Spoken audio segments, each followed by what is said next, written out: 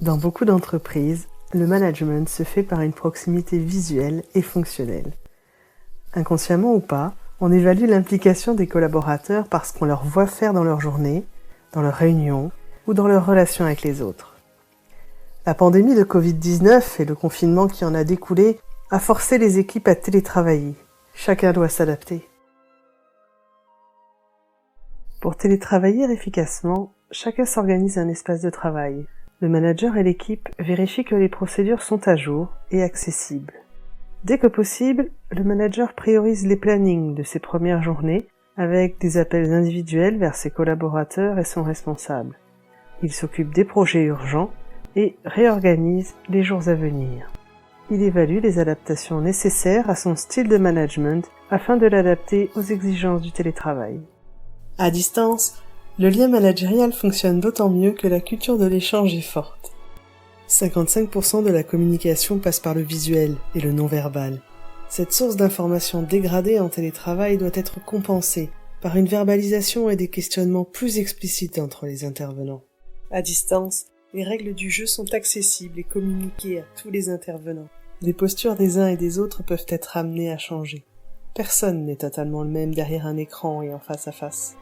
Le manager est attentif à la cordialité des échanges et il peut aussi frôler la ligne de la vie privée tant qu'il s'agit de s'assurer de la qualité de vie professionnelle de ses collaborateurs. En télétravail intensif, des vigilances spécifiques sont à mettre en place. Des points bilatéraux sont à organiser pour s'assurer d'un temps sacralisé à l'échange entre un manager et un collaborateur. Durant ces points, on en profite pour parler du travail, mais aussi un peu de la vie. Il ne faut pas hésiter à laisser le collaborateur s'exprimer sur son ressenti, surtout dans certaines circonstances. En télétravail, la communication est plus organisée, moins spontanée. Il est important que l'équipe et son manager décident ensemble de la meilleure manière de communiquer.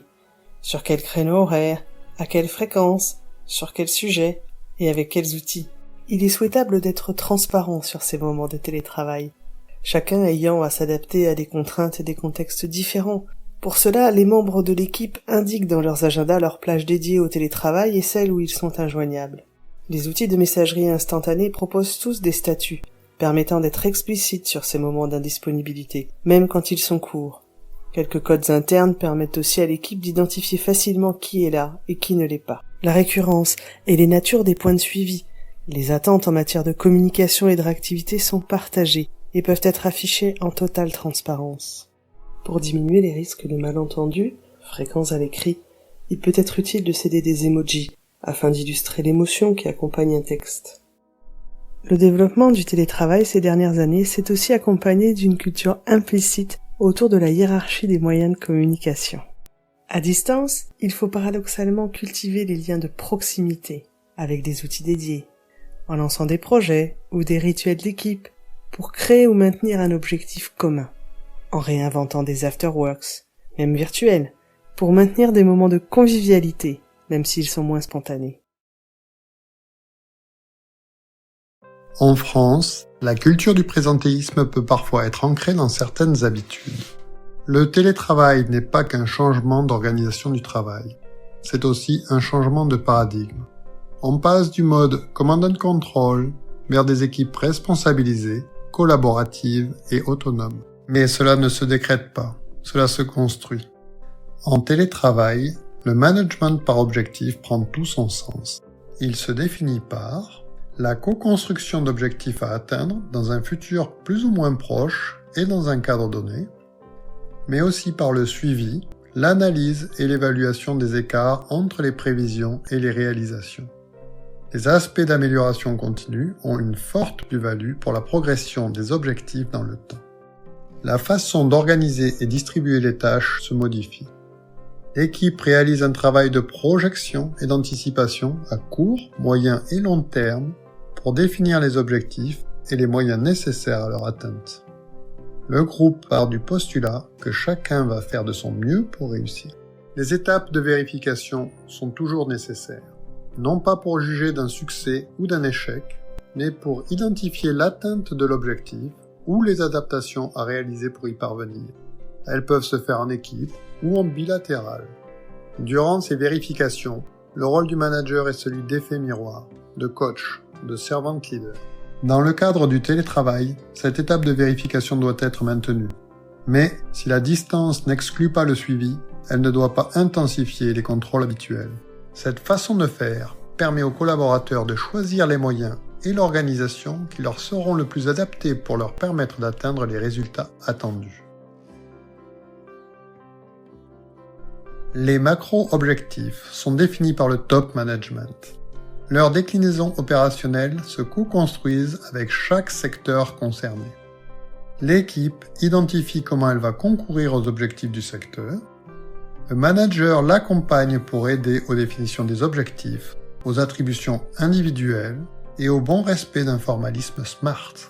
En proximité, une séquence de questions-réponses peut aider un collaborateur à se projeter sur les moyens et l'organisation nécessaire pour atteindre les résultats attendus. Si les objectifs les plus utilisés sont souvent annuels ou semestriels, les nouvelles méthodes de travail comme l'agilité avec les sprints et les daily mettent en avant des objectifs plus court terme, quotidiens ou hebdomadaires. Pour garantir une réalisation autonome et fiable, il convient de fixer des objectifs SMART. S comme spécifiques car ils sont clairs et ne pourraient être attribués à d'autres. Ils ne laissent pas la place au doute ou à l'ambiguïté. M comme mesurable car ils comportent des éléments chiffrés et factuels qui contribueront à évaluer l'atteinte de l'objectif et éviteront les crispations liées souvent aux malentendus. A comme atteignable et ambitieux, car tout en étant adapté à la personne ou au groupe qui va le réaliser, il peut l'amener à sortir de sa zone de confort pour lui permettre de progresser. R comme réaliste, car tous les moyens ont été fournis à l'équipe ou aux collaborateurs pour pouvoir atteindre cet objectif. Bien qu'ambitieux, l'objectif amène le bon niveau de défi, celui qui va permettre de générer de la motivation à l'atteindre, tout en limitant les risques d'abandon s'il était trop ambitieux.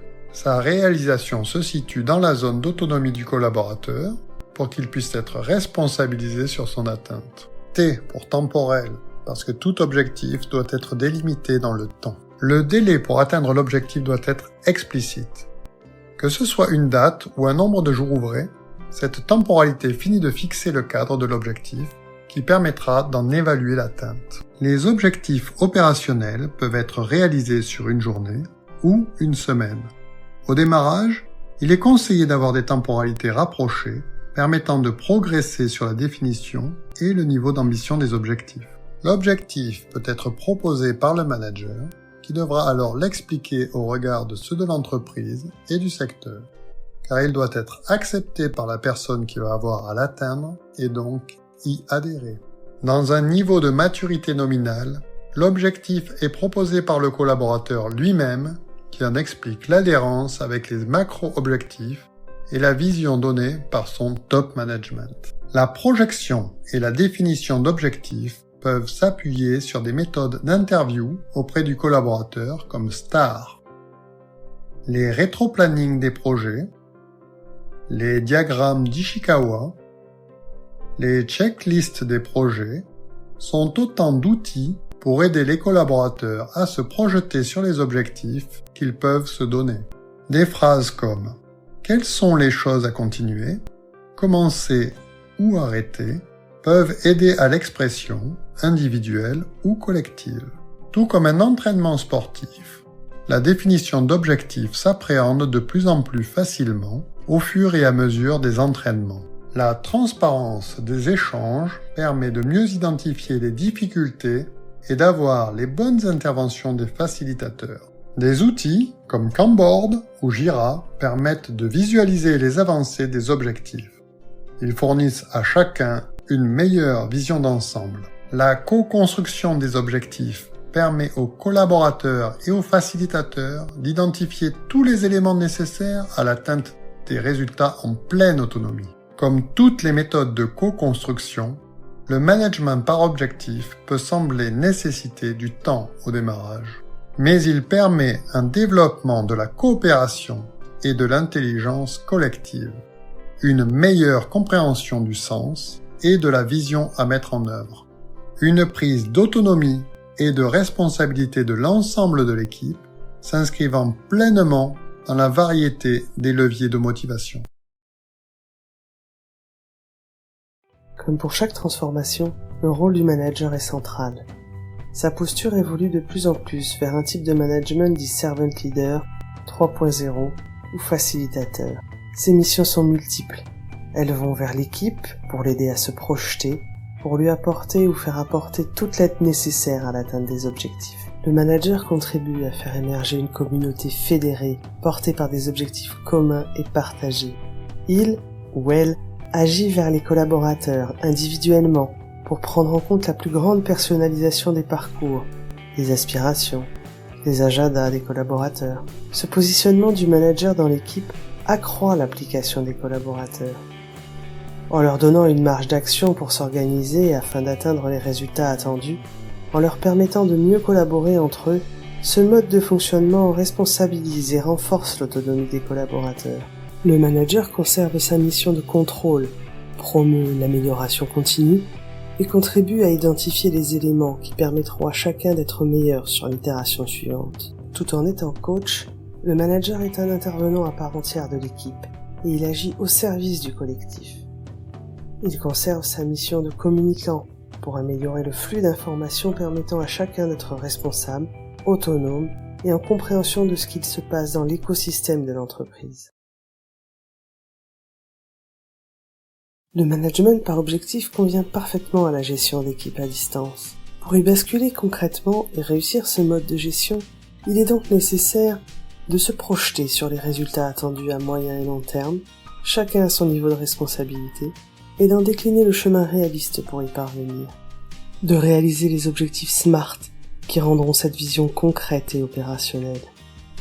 De fournir à chacun, présent ou à distance, les outils nécessaires, ordinateur, téléphonie, visio, agenda, mais aussi les règles du jeu co-construites qui seront le ciment du sentiment d'appartenance. Et de compléter le tout par un rationnel fort et une communication bienveillante régulière. Puisque cette crise sanitaire inédite nous conduit à changer nos habitudes, il appartient à chaque manager d'y voir l'opportunité de repenser sa vision, de l'afficher, et de construire avec son équipe la mise en place de nouveaux modes de travail. Le management par objectif, modernisé par la posture du manager 3.0, nous fera alors rentrer réellement dans le 21e siècle, et nous permettra de franchir ensemble de très nombreux obstacles. Merci de votre attention et prenez soin de vous.